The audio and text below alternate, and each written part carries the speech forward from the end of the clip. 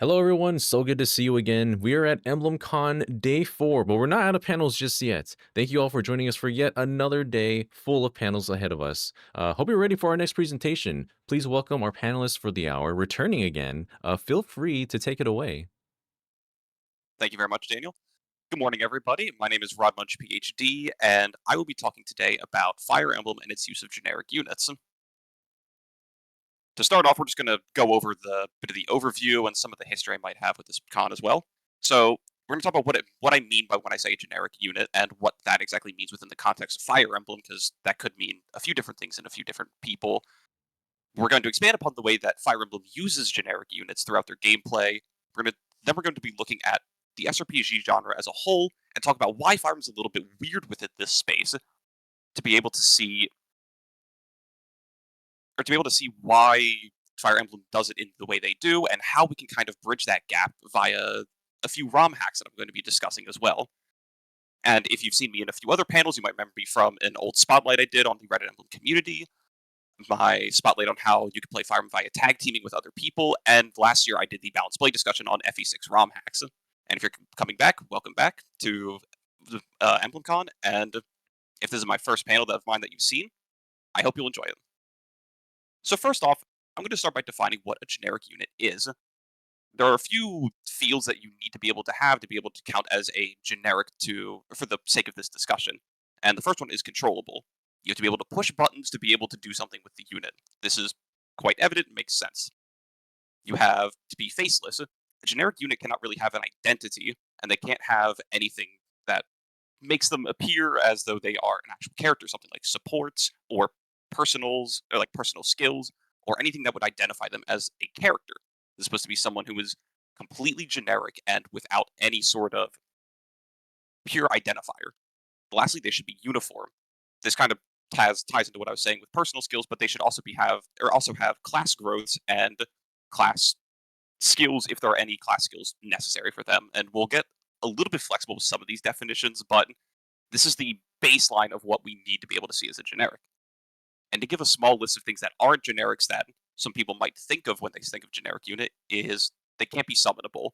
Characters like the Veronica ring from Engage and Null can summon you units that you can use, which I would rather not count because there is no real way to make them exhaustible. Technically, Null can summon units for as many turns as he wants to, and the Veronica ring you can just wait out to summon generic units to throw into the ring. I wouldn't want to count these because it kind of goes against the ways that we want to talk about how generic units are used. The generic unit is also not a green unit. You don't control them. They are on an entirely different phase of the game, and you have no real bearing on what they do. So I would not want to count these as generic units. They are kind of just a third-party filler. And lastly, they're not actual characters. While someone like Alva, Bord, and Aran don't have a lot of dialogue in their game and aren't very significant, they might just have, Alva in his case just has one line of dialogue, then an escape quote, a death quote, and an ending. He's still a character. He has personal weapon ranks, growths, stats, etc. All these characters that normally have faces do have some sort of identifying distinguisher to them, and while they might seem generic as sort of a descriptor for them, they are not what we would call a generic unit. Now, to hop into what Fire Emblem does with these units, let's first look at Thracia. Because the first instance of generic units in the series is one small instance of you getting 5 generic units in a single chapter that will not carry over into any other chapter. So in Chapter 13 of Thracia, Leif and his army spawns on the other side of the map, and you have to make it to the other side and get to Glade. Glade is defending the escape point, which is also an objective point where if the enemies reach it, they will win the map. So what you have to do is defend the point with Glade, and he's given 5 generic Leonster Knights who have class bases for Lance Knights and Bow Knights with only at level 1 at base, and they are essentially built as filler for the sake of getting Leif over there. Now, these units are entirely just classes. They start with class bases, they have class growths if you bother to even level them, and they can't even promote, as you can see on the display on the right. So, mechanically, these units are essentially just built for being able to build space for Leif, because you do have to at least take probably 5 to 8 turns, even on a fast run, to be able to get Leif over to the escape point, including you have to be able to escape with every player unit, so it takes even longer to filter everyone in. Unless you want to send them to prison, of course, but that's a personal decision in Thracia. So these units can be used in a few ways. Of course, you could just use them for general combat, as you would normally see with units of this type, but you could also use them in a unique Thracia way as ways to hinder the enemies by dismounting them, unequipping them, and just getting them captured. This is a kind of funny, somewhat misuse maybe of them, but in a way it does weaken the enemies so that Glade can fight them because the enemies will usually prioritize capture over killing the enemy as long as they are allowed to. So you can make the enemies weaker for Glade to be able to fight them and then keep this cycle going while your generic units just keep getting captured. In a sense, these don't really have a ton of bearing otherwise. I mean, they are only here for one chapter, and you can kind of exploit them by just using that little capture or the capture prioritization AI. But the main thing as well is just that they are a single instance use, and you just get them for free at one point just to make sure that you have some room for Glade to not just get randomly one shot by an Axe Knight or a mage that comes in. Our next instance of generics is going to be the yellow units from Path of Radiance and Radiant Dawn. Now, while this is kind of iffy on the controllable aspect of the generic units, I am including them because I think there's an interesting way that they actually utilize these units as somewhat commandable. Because it could be easy to just make these units controllable and just make sure that they don't carry over. But I do think adding the inclusion of the commands of roam, halt, target, and avoid, which essentially roam sets them to move like green units, and they'll be able to attack. Halt stops them in place. Target makes them all move to a certain point, and avoid makes them all move away from a certain point. With roam being the only one that lets them attack, it does give them a somewhat unique place within how you can utilize them in Fire Emblem, because sure, they are just sometimes units that or act completely as filler so that you can actually use other units. But them having no real carryover does give them at least some interesting developments within Part 3. Especially in some chapters like, or well, not just Part 3, Part 2 as well, but Lincia's Gambit here, you are given a few yellow units that can be used to just body block the tides of enemies that are coming up to Elincia. You can also have them in 3-6 over there, where the generic halberdiers and priests are kind of used to as scouting because that's a fog of war map. You can send them forward first and see what the enemies are coming at you with, because it's also a swamp map. Vision kind of combines with the enemy's movement range to the point where the generics will be able to see just about every unit that they can, and you can kind of utilize them as mini torches in a sense. Sorry, let me just catch up with my notes here. Yeah, so, and again, these have no carryover.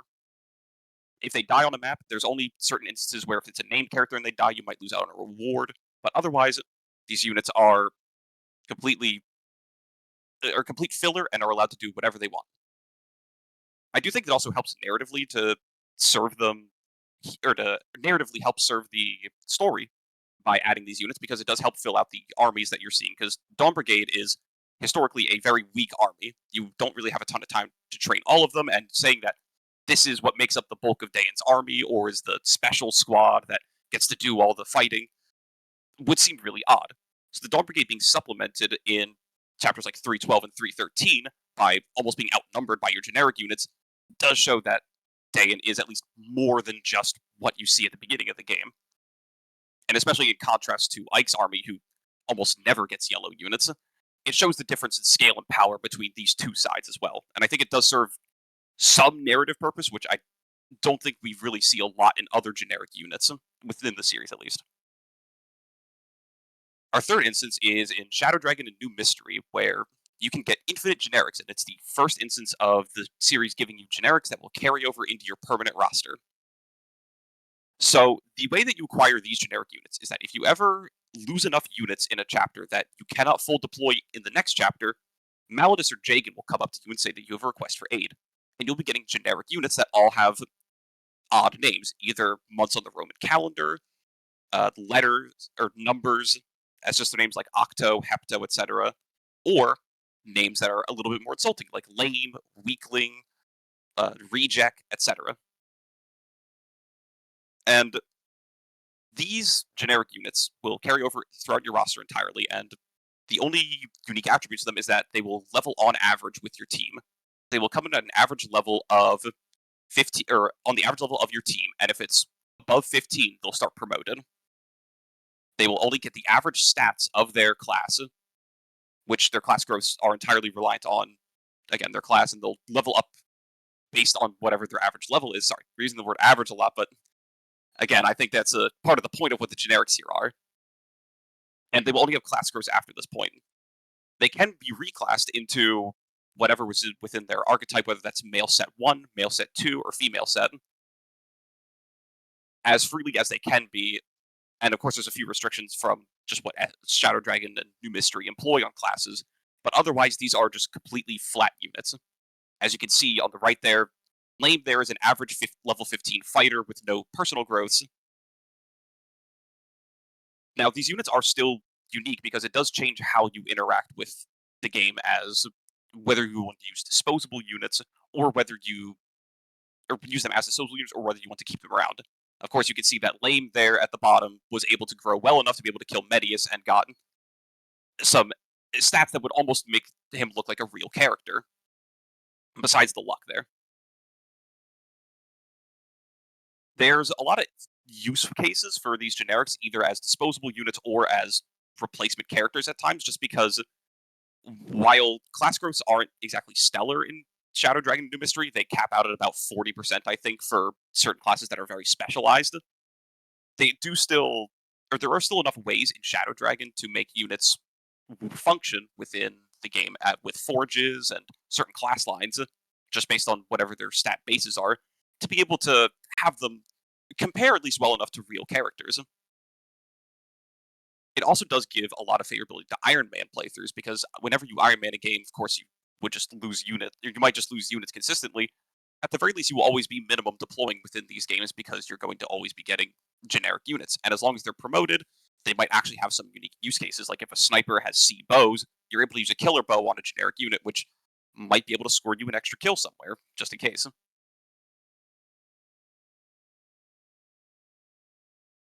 Our last use of generics here is the Fates capture mechanic.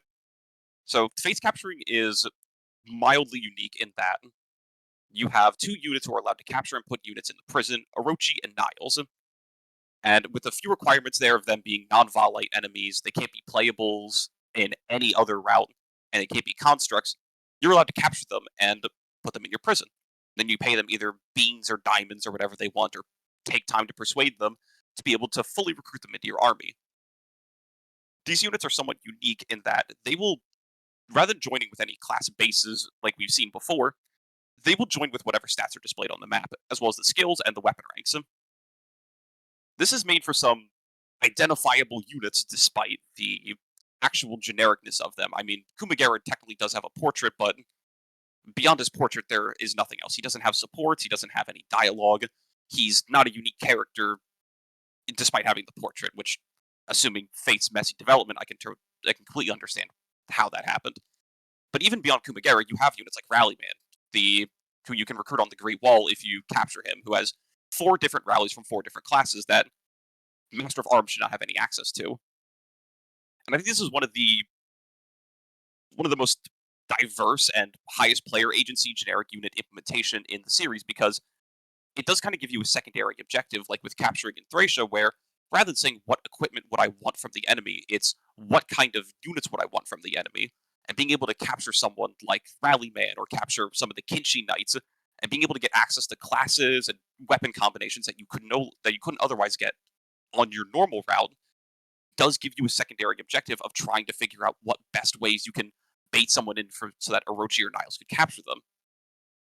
And being able to diversify your roster with this level of adjustability is extremely unique for the series, and is kind of out of left field for Fates, considering all the odd mechanics introduced otherwise.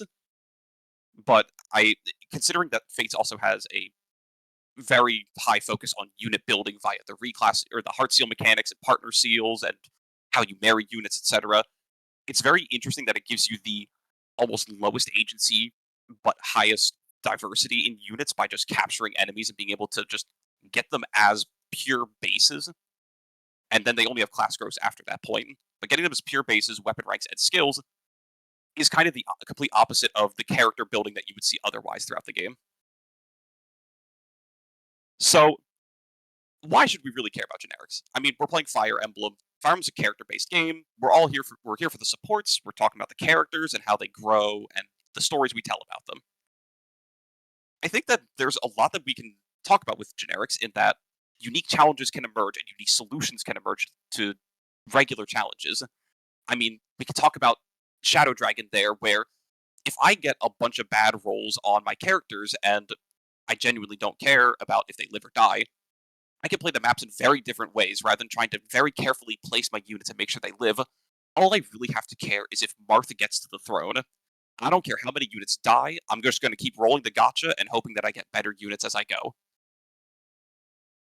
And adding a fodder type unit to a Fire Emblem game genuinely changes the way you play because usually, of course, the games are kind of built around the way that you should want to try and keep every unit alive because you care about them.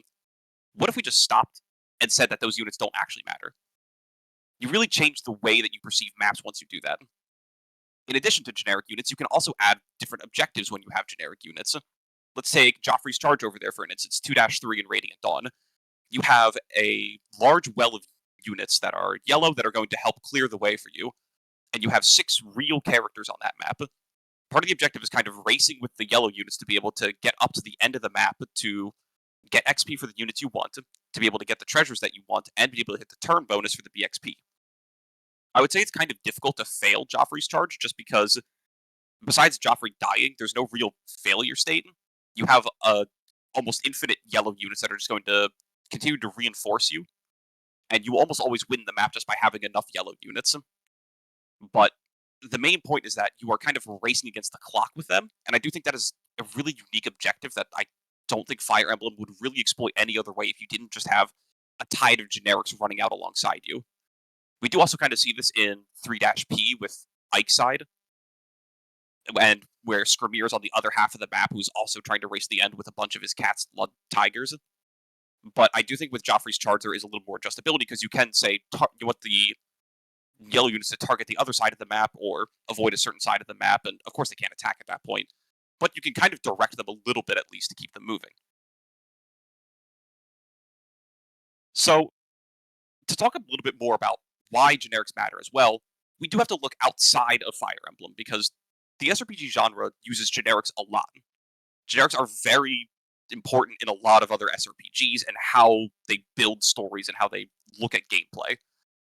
And Fire Emblem is very weird in that, sure, you have games like Banner Saga and Dark Deity, who are also very character-focused SRPGs, but the vast majority of the roster, or the genre, is using rosters that are more generic-based, or at least in gameplay and a little bit with story. So I kind of want to go over 2 types of SRPGs that are the more popular ones historically that use generics. The first is kind of fodder type, where you will have characters, but you'll also have generics that supplement the gameplay. And the first one is Langrisser. Langrisser is a game where you have main characters who have unique equipment, spell lists, and classes, etc. And every character is completely unique from each other in terms of all of these aspects. And then they have hireable generics. The generics are simply just stat blocks that can run up and attack people. Enemies get these generics as well as the players. The main way that these work is just that they usually work to help fill out the battle so that it doesn't just look like a 5v5 or a 6v6 or something. These usually go on or these units usually are, at least for the sake of the battle, usually used as ways so that you can build some sort of, even like a kind of a facsimile of a choke point as well, I guess I would say it best. Just because these maps are somewhat open in Langrisser, so being able to have a bunch of units that help funnel enemies in can be a somewhat unique setup for them, as well as being able to help maneuver a little bit better in certain instances when the maps decide to get a little bit more punishing. There's also Battle for Wesnoth, which is a bit of a branch between Advanced Wars and Fire Emblem, where you can sit on a village and hire units, and these units will get XP and level up and even promote, like Fire Emblem in a sense. And the main thing is that you can, instead of just recruiting on a per map basis like in Advanced Wars, you can recall these units and bring the ones that survived the previous battle into the next one. So these generics start to grow their own identity by slowly going throughout the game and growing. And you'll have some instances where maybe you lose a generic at a higher level in a later map, and you might just have to live with it just because that's kind of the case of SRPGs at times. And slowly you'll kind of supplement this with units that you recruit within the same maps, as well as these other units, or as these units that you keep carrying over to be able to get through a campaign, which could be maybe anywhere between 5 to 13 levels, essentially. And of course, you have main characters in Battle for Wesnoth that have slightly different abilities, equipment, stats that are markedly better, usually, than your generic units. The second type of SRPG I want to talk about is the ones where generics are your only characters, and they have their stories told via gameplay, and they grow alongside how you perceive them more so than how the story presents them. The most famous example of this, I would say, is XCOM. XCOM, you have a ton of different generic units that you slowly level up throughout the game. They get a random class and they have some random traits. Otherwise, they are defined by what you make of them. Whether you want to give them certain equipment and give them a certain niche, or whether you give them specific roles within your team, essentially via the way you give them skills, or just by however they perform in battle. Maybe they hit 2 low% hit rates and you suddenly view that character in a different light now. There's a lot of ways that XCOM lets you tell the story on your own, but there are no named characters in the gameplay of XCOM, which I think is one of the few things that is uniquely exploited throughout the XCOM series and how you develop your roster through that game, through both, I should say, gameplay, emotion, and through whatever stories you tell with them. The other is Final Fantasy Tactics, I want to explain here, at least for most of the, I should say, the Final Fantasy Tactics series in general, because you will mostly have generic rosters alongside your main characters here, and they all act in very similar ways, where they will get a class that you give them specifically, and you can just rotate between any of the other classes to level them up in those, and get skills from those classes, have passive effects from those classes, and you sort of build that niche out via, or I'm sorry, you build the niche out via whatever classes you give them, and you just essentially build those characters out of whatever genericness that you hired them from, really, where it's all player-driven narrative for those generics, essentially, alongside the main narrative of what the characters are experiencing. So, to talk about where ROM hacks might bridge this gap, let's first look at Iron Emblem. Iron Emblem is a ROM hack that I say is about nothing because it is a ROM hack where there are physically no characters involved. Iron Emblem is it has the same framework as a main Fire Emblem game, except every character is just named after some title they have. Like you can see on the left there, Fort Guard 3, Hired Blade 8, etc. They are all just titles, and they all either have the portrait of a man in a helmet or a woman in a helmet, and that's it. Those are the only two defining portraits that you have throughout the game. Iron Emblem is also unique in that it talks about, or it is fully about Iron Manning, as the name would imply. If the commander dies, the run is reset. If you restart a chapter after a suspend state, the run is instantly over and you have to reset from the beginning. You have to play this entire run Iron Man, unless, of course, you use save states, but let's not talk about that. But you have to play this run Iron Man, and that kind of adds a lot more weight to how you identify with the characters in a similar way you might with XCOM. Because, again, maybe you have someone like 24th Squad 3 up there, the archer or the sniper who lives throughout the entire game, or you have some really unique aspects that you see with some of your early characters that you want to try and keep alive and promote, etc. Or you might just fill out your squad with the late game joiners who, again, with leveling in, or with the later joiners in this game, it does work like Shadow Dragon, because the generic units in this game will start with average levels based on whatever level they're at, based on their class growths, which these class growths are directly taken from Shadow Dragon, unless it's a class that doesn't exist, like Commander there is just a soldier. So they take the generic class growths of Shadow Dragon alongside the class bases and the average level growths to be able to make a game that is all just generics. So getting any unique characters out of your levels is all completely luck based. There's no one with specifically growth leaning in one direction or another besides whatever their class would.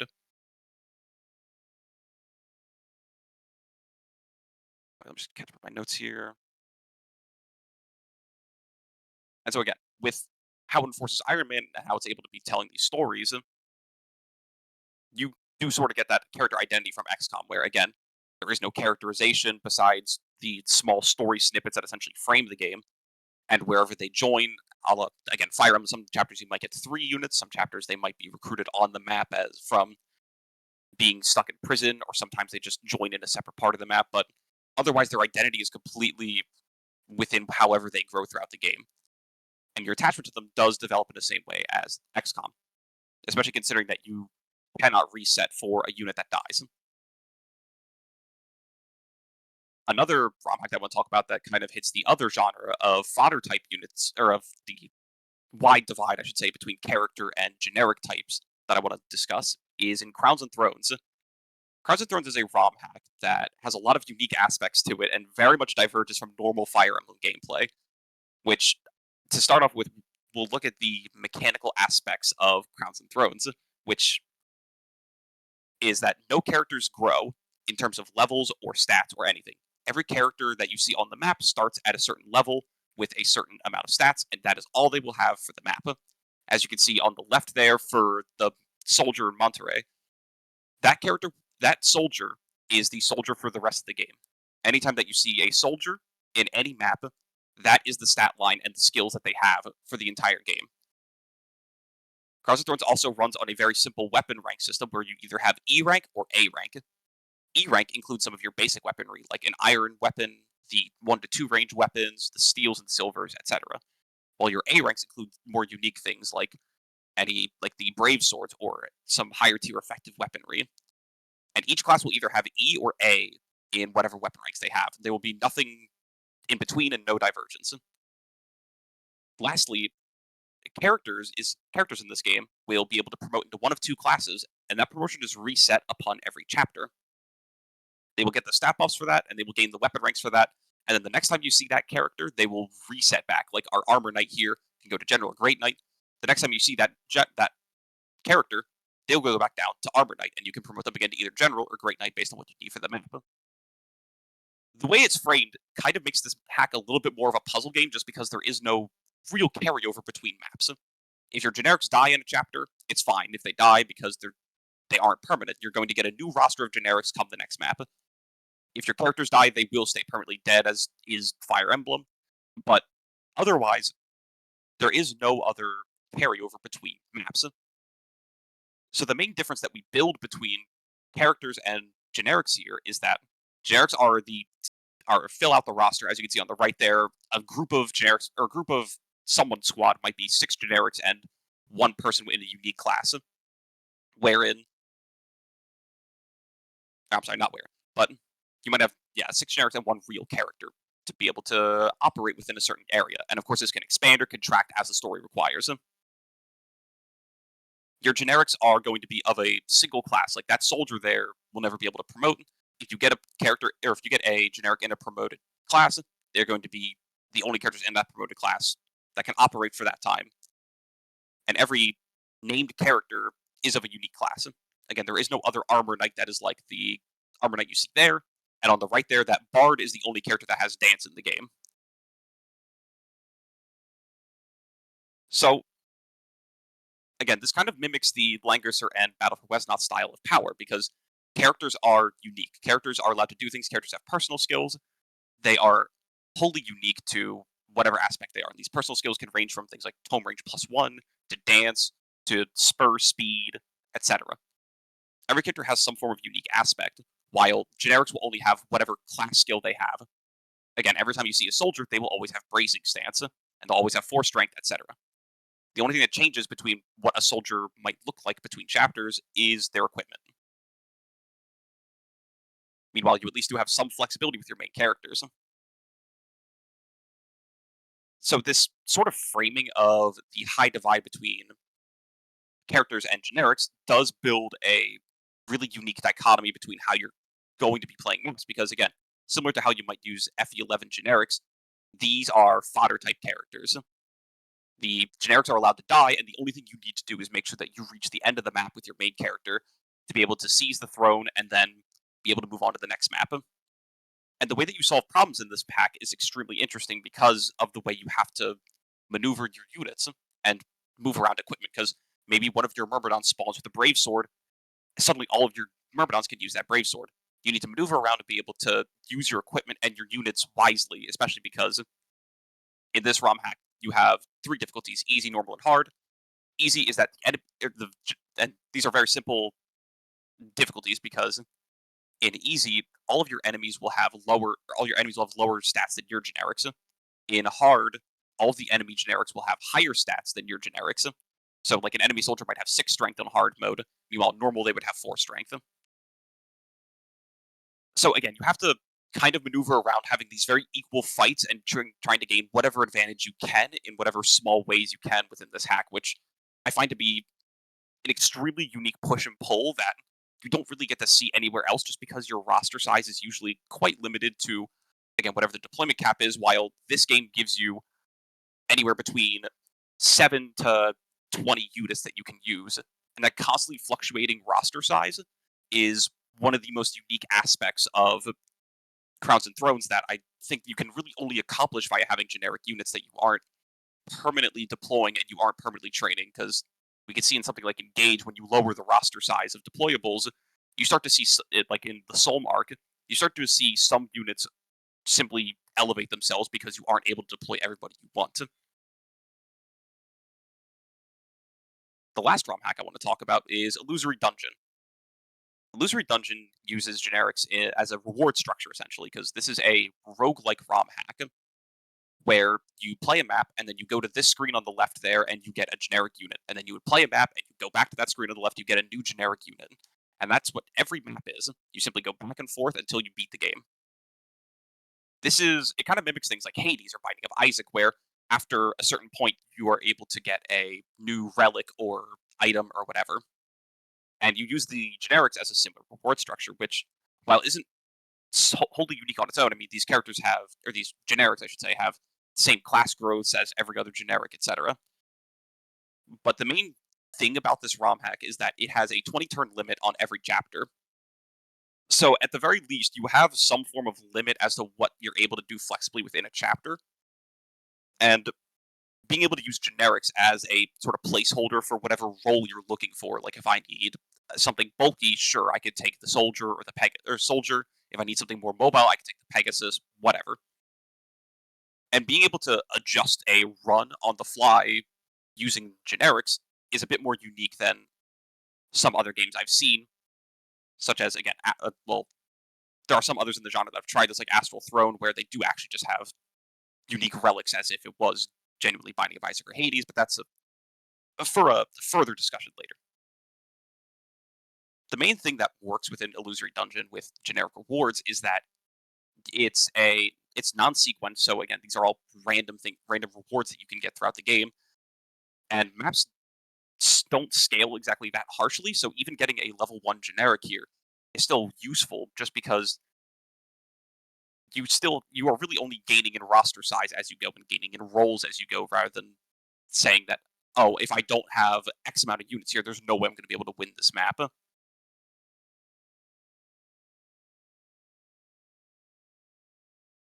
So really, to try and wrap up this discussion a little bit, I find that generics are at least useful in SRPGs to present new and unique challenges that you usually can't produce via trying to say that everybody needs to stay alive or everybody needs to always make it out, which usually is what the goal of Fire Emblem is. And I think while you do have a lot of character folks in Fire Emblem, that's a good thing that sets it apart from other SRPGs. It does become kind of very similar with how you present challenges to players and enemies, in that you can't really, or well, you can almost force units to die at times, but it's generally discouraged within the framework of Fire Emblem. And being able to provide new and unique experiences throughout Fire Emblem is kind of what we like to, or what I assume players like to see in every entry, considering this series has never stayed the same for more than 2 entries in a row. So I'd like to at least encourage people, if you're someone who plays Fire Emblem and really likes what it does and wants to see more diversity and see what else Fire Emblem could do, I encourage you to expand your scope a little bit and play more SRPGs, because I even mentioned a little bit, but Astral Throne is another Fire Emblem-like RPG, but it's also a roguelike in terms of its framework. I didn't even get to mention Devil Survivor, but Devil Survivor is a weird one where you play SMT essentially and get random monster or generic monsters as part of your party for a Fire Emblem type game that also turns into a JRPG. It's weird. There's a lot of different ways that you can that SRPGs have been made that include generics and characters in the same sort of vein. And I find it extremely interesting how a lot of these games start to use generics in a way that Fire Emblem just kind of hasn't or can't, just because its framework doesn't really include the use of generics. And for people who are creating games, of course, if you're here, I highly encourage you to look at how generics can be used, because even in Fire Emblem ROM hacks, we can see there's a lot of unique ways to include the use of generics as, again, either a way that you make generics the characters via Iron Emblem, or you start to fill out a roster and create very unique challenges and maps that are able to adjust kind of on the fly with how big you want your roster based on adding or taking out generics. I mean, Radiant Dawn kind of does this with how you add yellow units. Crowns and Thrones does it with how you add extra controllable units as well. There's a lot of adjustability that these ROM hacks can do, and if you are someone who's creating them, consider generics, because there are a lot of changes you can make to a map by just having some form of filler without wholly making a roster far too big for your own comfort. I'd like to thank you all for coming out and showing up to the panel. If you have any questions, please, I will be fielding them because I think we have until 11:30 ish. Yeah, we've still got about 20 minutes left. So if anybody wants to ask any questions, if you're taking questions, we will definitely take them now. Again, if you just wants anybody to discuss anything or build upon anything that I mentioned, of course, I'm happy to oblige. Because I did kind of actually speed through this a little bit. Oh, you're good. Yeah, it's very interesting to read about or to learn about how important generic units can be in the Fire Emblem game because we don't really pay attention to them that often. They're just kind of the generic units that aren't really, often not the focus compared to your main lord and your army of units. But yeah, they can be used for mechanically and even in a story setting as well. As you mentioned, I think Radiant Dawn does that probably one of the better ways because there's some maps where there's like other units ally units, the yellow units, enemies, allies. It just really feels like the scale is much larger and kind of helps to flesh out the idea that there is in fact a war happening.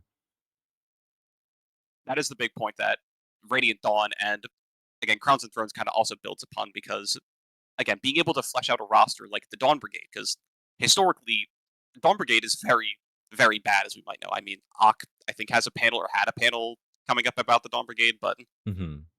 they are very lacking in terms of combat power at times. So being able to flesh out that roster and add new unique aspects is is important for the game without giving you just shoving like these high end units down your roster to just kind of replace your characters. Yeah. In Twitch chat, if Astral Throne is made by the makers of Illusory Dungeon, I actually don't know. I have no idea. I just know Astral Throne is just another roguelike that plays in a very similar way to Illusory Dungeon and kind of builds upon the same mechanics that we saw there. Because Astral Throne came out at the beginning of this year, Illusory Dungeon came out a few years ago. Whether they informed each other, I actually have no idea. But in a way, you can kind of see how Fire Emblem roguelike, in a sense, has developed over time. And I think this is a weird genre for Fire Emblem esque gameplay to be taken in, but I do think it is successful in both those cases.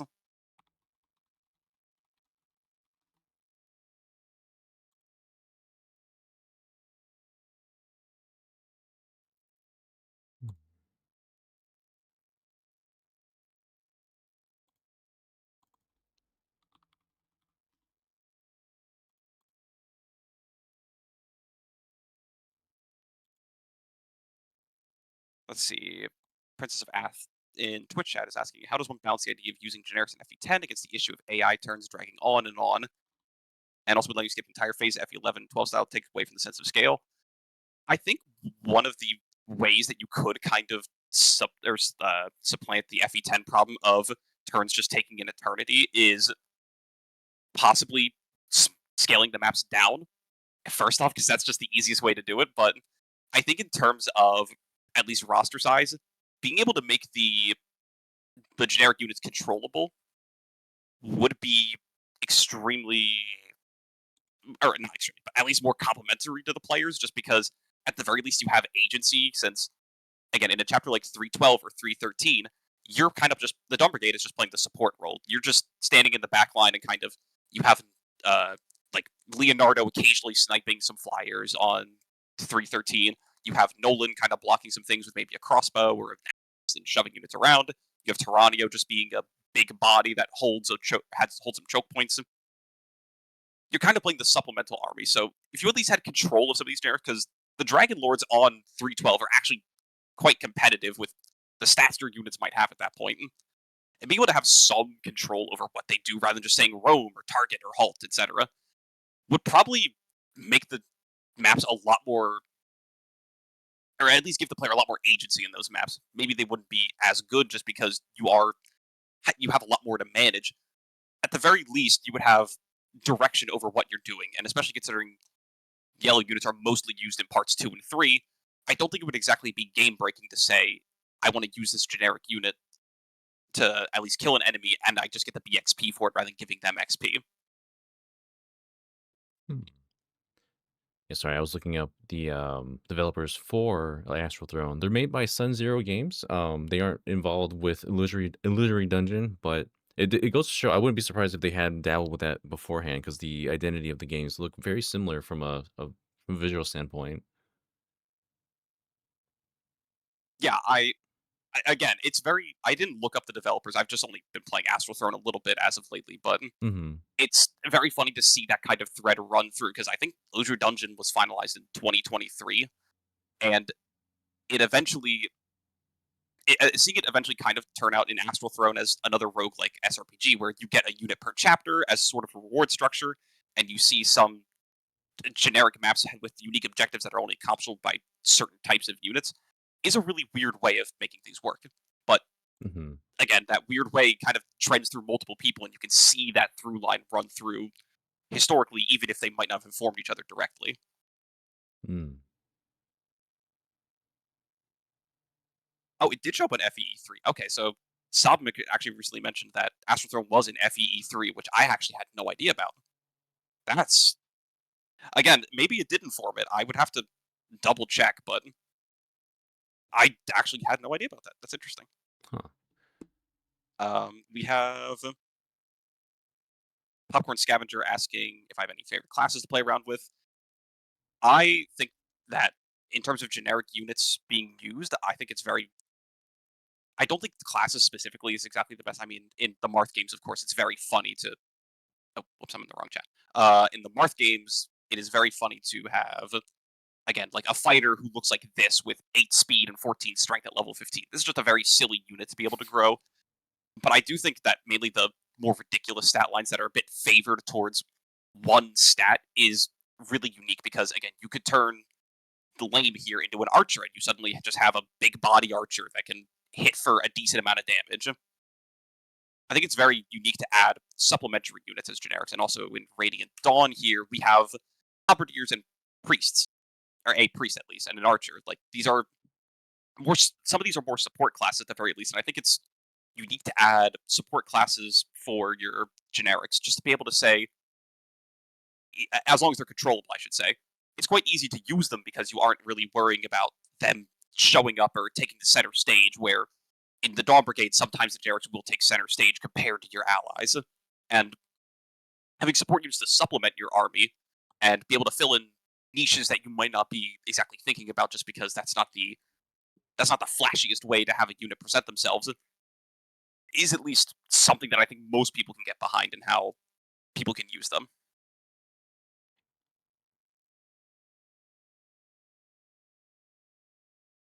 We have Mm. something also asked earlier, what kind of favorite generics throughout mainline FE? I really do like the way that Thracia implemented generics just because I do think it is extremely funny to have 5 units that you just have deployed for a single map with no real bearing on the story. They're just kind of there, and they exist to just slightly flesh out the Leonster Knights, but they don't exactly have any necessary elements to them. They just have one piece of equipment. They have no bearing on the rest of the game. They're just there, and you can use them as you wish. And like I mentioned, there is the way that you can just or take away their equipment, put it on Glade, and then dismount them, and then just get them captured because either when they get captured, they might just fight Glade and they'll have lowered stats because in Thracia, having a unit captured means your stats are halved for speed, strength, defense, etc., which gives Glade far easier fights to manage. Or they just leave the map, and if they leave the map, that means you have 5 less enemies to fight with Glade. So, in a sense, I do think it's funny to have individual instances where a unit is just disposable, like these two. However, you can't ignore that Fates is extremely funny for what it does and just giving you straight up units that you can use. This is maybe one of the oddest things I've seen in a Fire Emblem game, and considering Fates is very character based in terms of how you get things like character specific support bonuses, character specific class lines they get into heart seals, and there's so many ways that this game focuses on how characters develop and grow. Being able to just pluck units out of the enemy roster doesn't really mesh with the rest of the game in a way, but I really do love it because this is just a foil to how your characters grow and just saying, I have a generic stat block right here with whatever skills I saw in them on the map. So it's hard to really quantify which one is a favorite, but I do think that giving you generic units in a way that is at least in opposition to how your party functions might be one of the better ways to do it, in my opinion.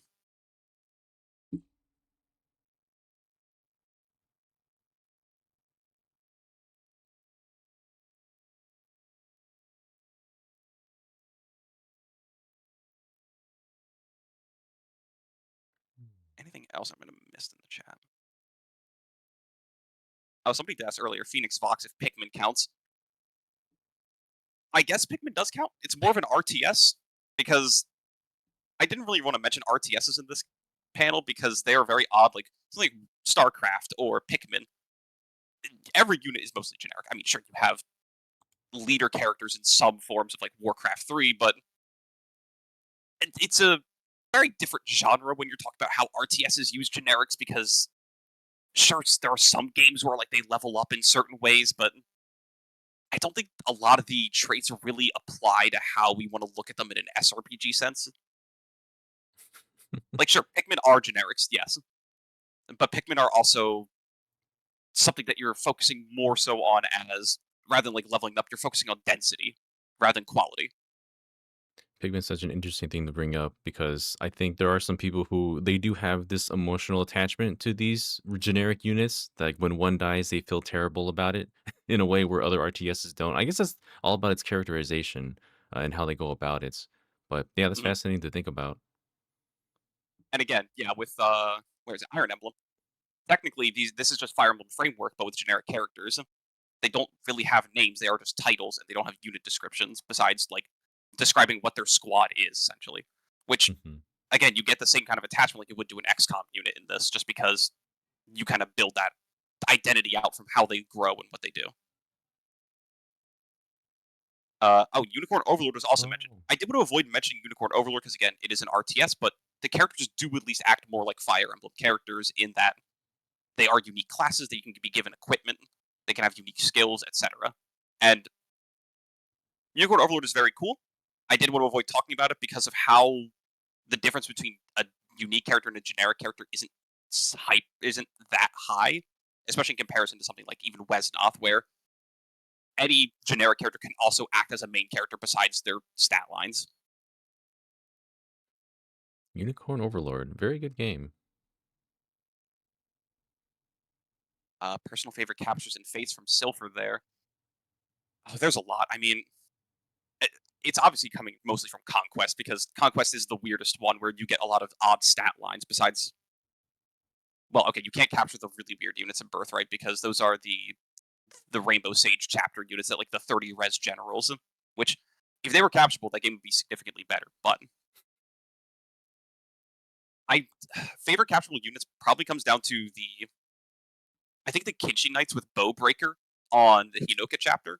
Even if there's not that many bows after that point in the game, I think that is one of the most unique identifiable character or like or ideas for a character just because it's again completely against class or completely against class logic of what you would normally allow in a Fire Emblem game, and being able to break that balance is extremely funny for the player at the very least. If you're somehow getting Niles to capture that unit, which again, Niles is an outlaw with bows that can either go into Bow Knight or Adventurer, so you're already fighting uphill to get there, but I certainly do enjoy the whatever class is allowed to really break its bounds and do something that it shouldn't be allowed to do.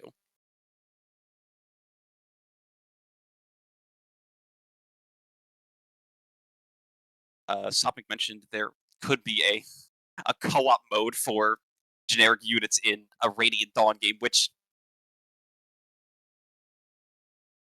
I don't know how to exactly to quantify that because that would be a very odd idea, but I think that would be extremely neat to have a game where there are two armies working together and it's controlled by two separate players. How you would coordinate that, I'm not sure, but at the very least, in a design way, that would be certainly unique for Fire Emblem.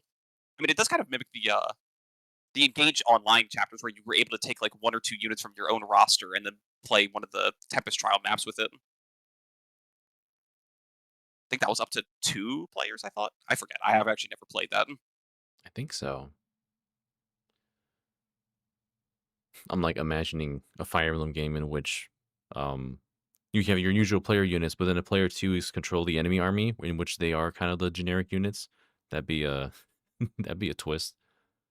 I I've seen that series that Mecha has, or not seen, but I've at least looked at a bit at the series that Mecha has done, where Oh yeah. he has player two control the enemies, which has been very funny just because it is a lot like Fate's PvP, where you are just extremely cagey because you're both kind of just waiting for the first one to attack. Which, again, we've seen that in Farm PvP, which Shadow Dragon PvP was also kind of a nightmare for that. But there's Yeah, a it's lot of great. weird ways. Oh, sorry, go ahead. Oh no, I'm just gonna say, it's crazy how much the rules kind of go back to chess in that sort of way. Because once you try to build up your defenses, and then once someone makes a move, usually another unit will take that unit, and then so on and so forth. It kind of goes back to the same basic concepts of that, honestly. Honestly, yeah, it's very unique in that you also do kind of have, at least if you were playing the enemy army, you're very disposable, like you would normal generic unit because you don't care. Your whole goal is just to whittle down the player faction, essentially, Hmm. which does give a very unique power balance to how you would do something like that.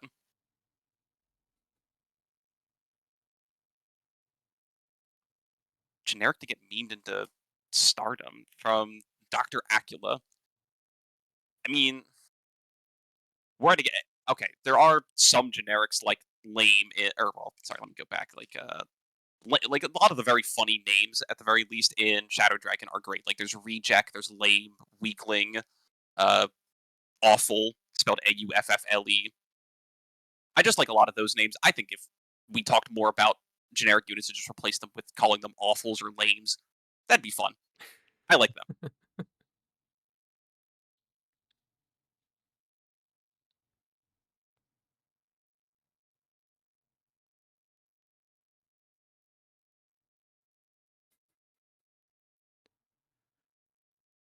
Is that just the game throwing shade at you and calling you names because you can't even maintain enough units to have a full roster on deploy?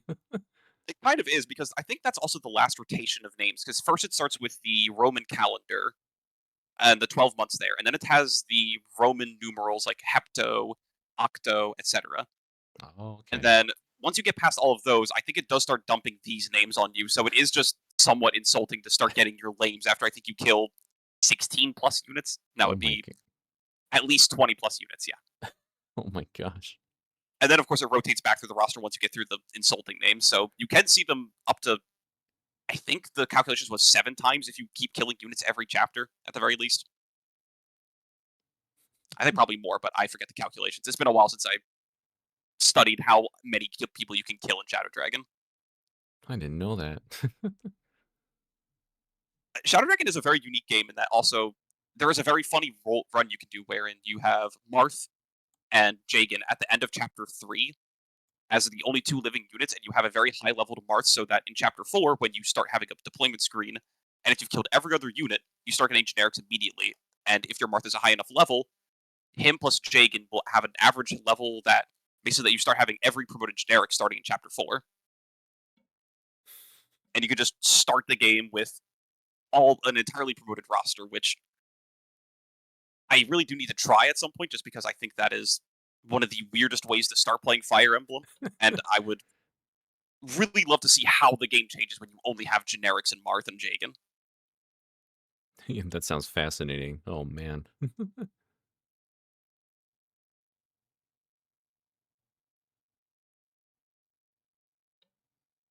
That is also true, Silver, because there are the 4 chapters for Athena, Etzel, Horus, and Ymir, who require you to have 15 or less units, which most maps in the late game are 15 units only deployable. So usually you would just have 15 characters and just kill off the rest of the fodder. But also, yes, this would be a way to do it because the generics do not count against your, or the generics will only go up to 15. So they are a way to make it so that it's very free to be able to reach that requirement for those chapters.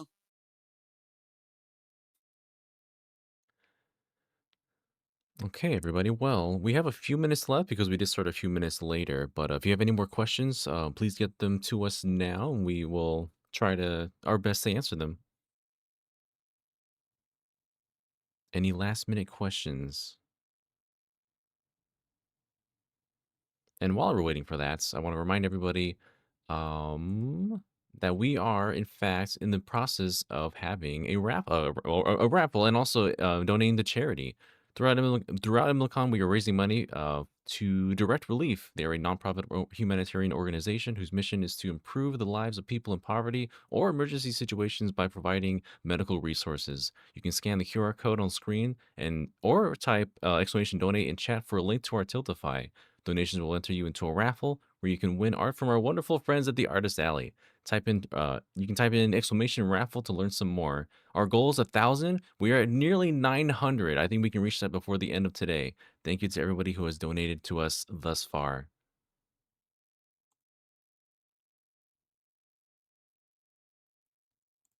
And the last thing I see here is from Dr. Akula saying, no questions, just wanted to say this was a great panel. I learned some interesting stuff. As did I. Thank you so much.